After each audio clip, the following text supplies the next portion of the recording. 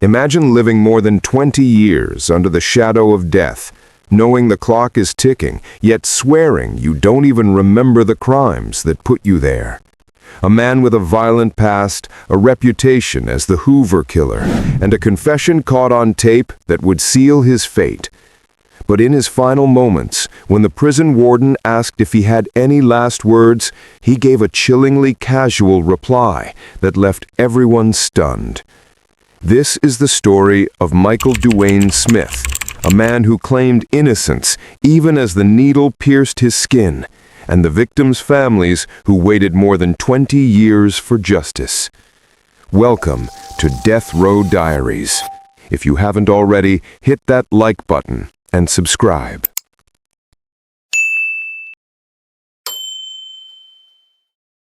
Michael Dewayne Smith was born on June 24, 1982, in Oklahoma. From the very beginning, his life was filled with instability.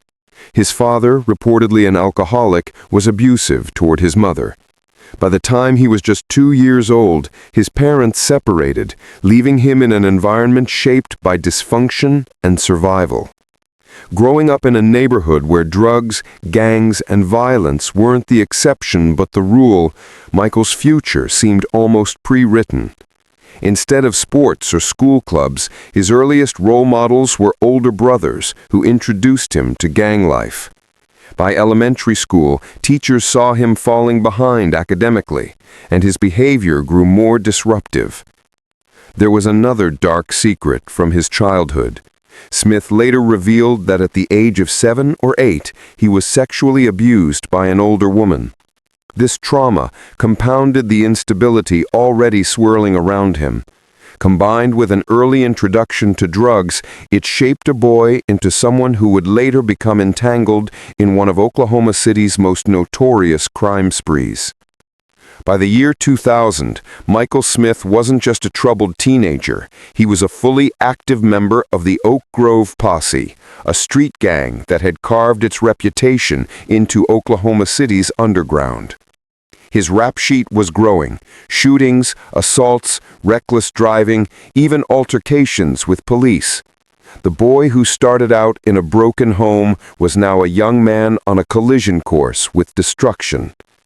And as his criminal life escalated, the first body would soon fall. November 24, 2001, a cold night outside a nightclub in northeast Oklahoma City. Michael Smith was only 19 years old, but already living like a hardened criminal.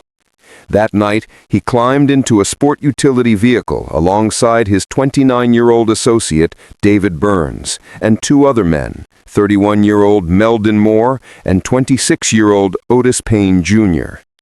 Inside the car, tensions boiled.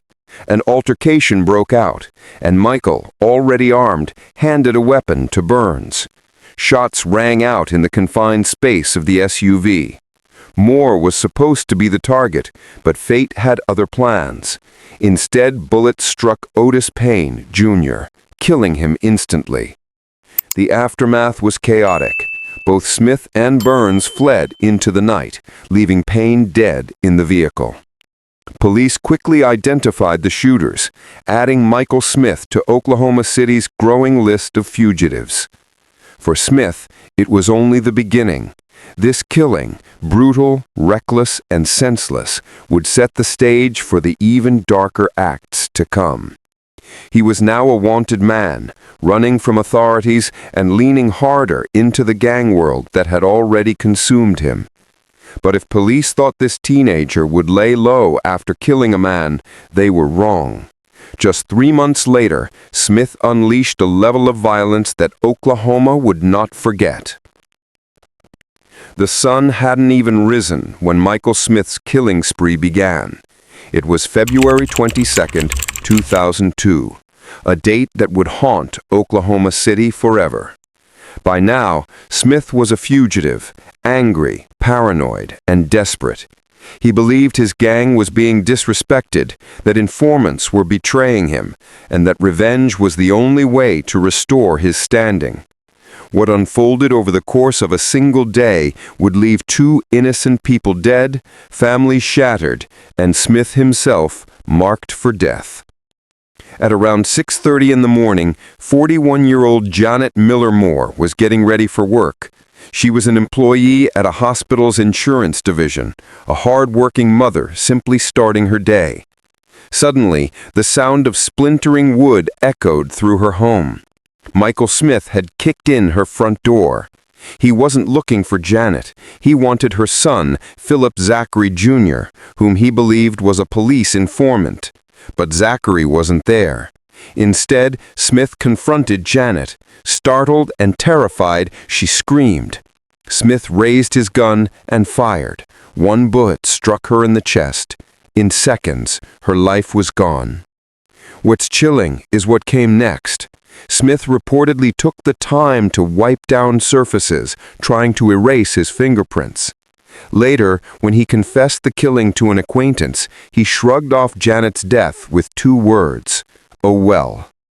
Janet Moore was not his target. She was simply a mother caught in the crosshairs of paranoia and gang vengeance. But Smith wasn't finished. Just an hour later, he struck again. Later that evening, around 7:30 p.m., Smith walked into a convenience store.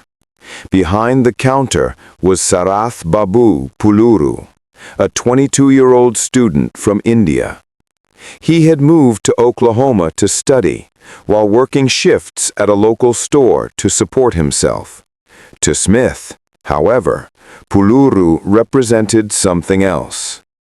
Days earlier, a robbery involving his gang had ended with a store owner shooting one of his fellow gang members, Teron Armstrong, in self-defense.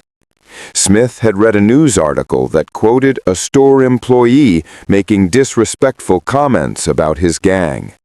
Enraged, Smith believed Pulluru was that employee. But he was wrong. Despite Pulluru having nothing to do with the robbery or the quote, Smith pulled out 2 guns and unleashed a storm of bullets. Pulluru pleaded, asking what he had done. Smith ignored him, emptying both weapons into the young man's body. At least 9 bullets tore through his limbs, chest, and face. As if that brutality wasn't enough, Smith poured lighter fluid on Pulluru's body, the cash register, and the back room of the store, setting a fire before fleeing. Flames consumed the shop as the young student's life slipped away. Pulluru's murder was not just senseless, it was mistaken identity. The man Smith thought had disrespected his gang wasn't even the same employee, nor was it even the same store. For the Pulluru family back in India, the devastating news would travel thousands of miles. The son they had proudly sent abroad to pursue an education was dead, murdered over a false belief tied to gang pride. By the end of February 22, 2 families were in mourning, and police were closing in on a suspect whose violent spree shocked the community. 2 days later, on February 24, 2002, authorities arrested Michael Smith. Initially, he was taken in connection with the killing of Otis Payne Jr., but soon investigators connected him to the murders of Janet Moore and Sarath Pulluru. During questioning, Smith at first denied involvement, but hours later, high, exhausted, and breaking down, he confessed on videotape. In the recording, he admitted shooting Janet Moore because she screamed, and Pulluru because he believed Pulluru had insulted his gang. In court, prosecutors played this confession for the jury. They also presented testimony from Sheena Johnson, an acquaintance of Smith's, who told the court he had personally confessed to her, even brushing off Janet Moore's death as nothing more than bad luck. autopsy reports painted the gruesome picture. 1 bullet for Janet Moore, 9 for Pulluru. On September 11, 2003, the jury returned its verdict, guilty of both murders. On September 20th, they recommended the death penalty. Just weeks later, Judge Twyla Mason Gray made it official. Michael Smith would die by lethal injection for the murders of Janet Moore and Sarath Pulluru. But Smith's journey through the courts wasn't over. In March 2004, Smith stood trial once again, this time for the 2001 killing of Otis Payne Jr. The evidence was strong, and after 5 days of testimony, the jury found him guilty of second-degree murder. He was sentenced to life in prison, to run consecutively with his 2 death sentences. His accomplice, David Burns, received 25 years in prison for his role in the killing. For Smith, the weight of justice had fully landed. 2 death sentences, a life sentence, and the label of the Hoover Killer following him into death row. From 2003 onward, Smith sat in his cell, one of Oklahoma's most infamous prisoners. For 21 years, he waited as appeals wound their way through the courts. In 2007, he argued his confession was involuntary. Denied. In 2016, he tried again, claiming ineffective legal counsel. Denied. By 2017, his appeals were exhausted. Still, legal battles dragged on. Smith joined a lawsuit against Oklahoma over its execution protocols, pointing to botched executions in the past. That case was dismissed in 2022. By August of that year, Oklahoma issued death warrants for 25 inmates, Smith among them. His execution date was first set for July 2023, later rescheduled for April 4, 2024. For more than 20 years, he lived with the looming knowledge that death was certain. Some of his fellow inmates were granted stays or clemency. Smith would not be so lucky. If you're finding this case as shocking as we are, make sure to subscribe to Death Row Diaries. We bring you the real stories behind America's most notorious executions, and your support helps us keep uncovering these dark histories. On March 6, 2024, just a month before his scheduled execution, Smith appeared before the Oklahoma Pardon and Parole Board. It was his final chance at life. He told the board he was sorry for the victims, but still insisted he didn't remember the crimes. He claimed he had been too high to recall the shootings. His lawyer, Mark Hendrickson, argued that Smith was intellectually disabled, pointing to his troubled past and behavior behind bars. But prosecutors painted a different picture. They argued Smith remained a threat, even behind prison walls, pointing out that he had been caught with weapons in his cell as recently as 2019. The families of Janet Moore and Sarath Pulluru pleaded with the board not to grant mercy. The board voted 4-1. Clemency denied. Desperate, Smith's attorneys filed last-minute appeals, even reaching the U.S. Supreme Court on the morning of his execution. Every request was denied. Time had finally run out. April 4, 2024, Oklahoma State Penitentiary.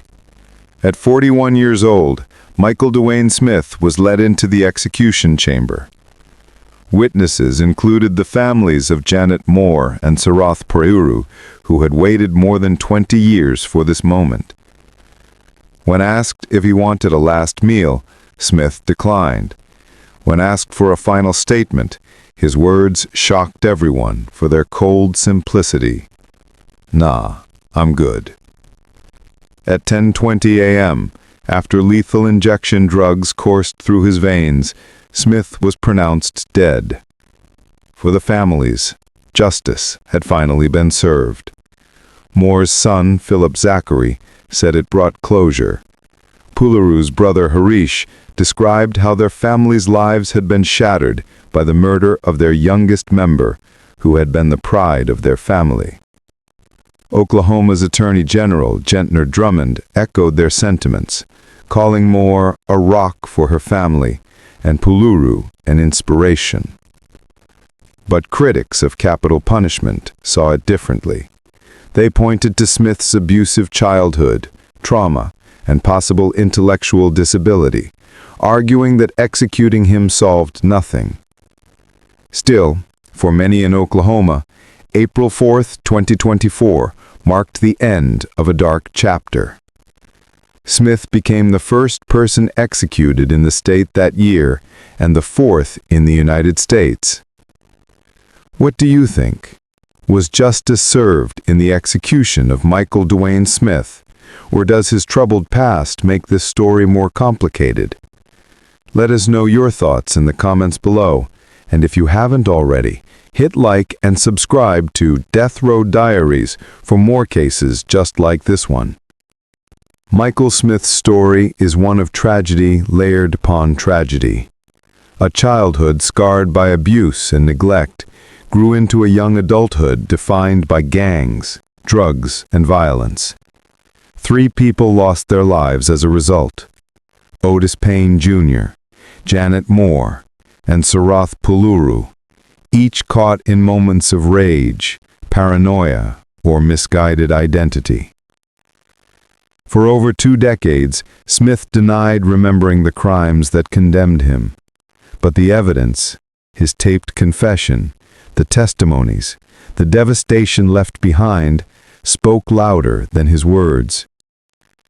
In the end, a casual final statement, "Nah, I'm good," closed the chapter on the life of a man who left behind broken families and lasting scars. If you want more stories of crime, punishment, and the haunting truths of death row, subscribe to Death Row Diaries and turn on notifications. Every week, we bring you the stories others are afraid to tell. That's the full story of Michael Dewayne Smith, the so-called Hoover Killer. Another grim entry in America's long history with capital punishment, and a chilling reminder of how cycles of violence can claim innocent lives.